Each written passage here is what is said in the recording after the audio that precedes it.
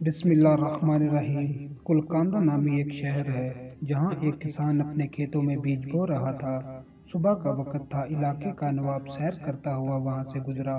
किसान को मेहनत से काम करते हुए देखकर नवाब ने सोचा कि किसान से उसकी खैरियत दरियाफ्त करनी चाहिए।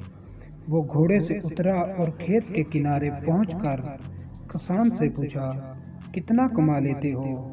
कुछ फायदा भी होता है या नहीं? किसान ने सर उठाया और नवाब से कहा, फायदा क्या जनाब, फसल कटने के बाद इसके 4 हिस्से कर लेता हूँ। नवाब ने फिर पूछा, अच्छा तो इन 4 हिस्सों का क्या करते हो?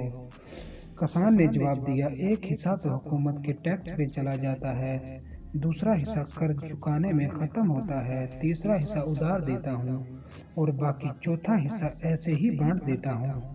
नवाब को किसान की ये अजीबोगरीब बातें सुनकर बहुत ताज्जुब हुआ। हैरत से पूछा, तुम्हारी बातें मेरी समझ में नहीं आई, साफ साफ बताओ।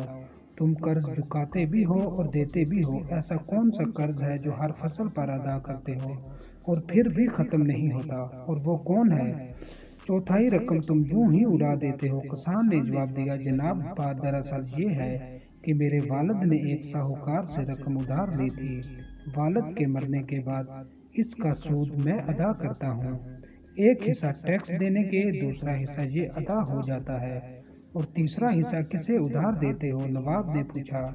और किसान ने कहा, तीसरा हिस्सा मैं अपने बेटों पर खर्च करता हूँ ताकि बुढ़ापे में वो मुझ पर खर्च करें। नवाब ने पूछा, और ये एक हिस्सा फजूल क्यों उड़ा देते हो? किसान ने कहा, मेरी एक लड़की भी है।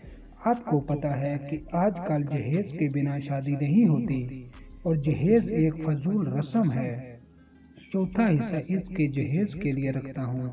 मेरी नज़र में ये रकम लुटाना ही हुआ।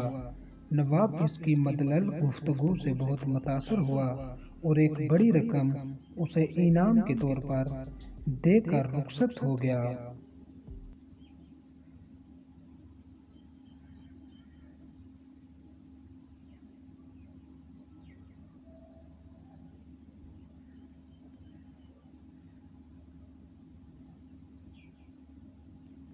अगर वीडियो अच्छी लगे तो वीडियो को लाइक और शेयर कर दें और ऐसी मोटिवेशनल वीडियो देखने के लिए हमारे चैनल को सब्सक्राइब कर दें। शुक्रिया दोस्तों।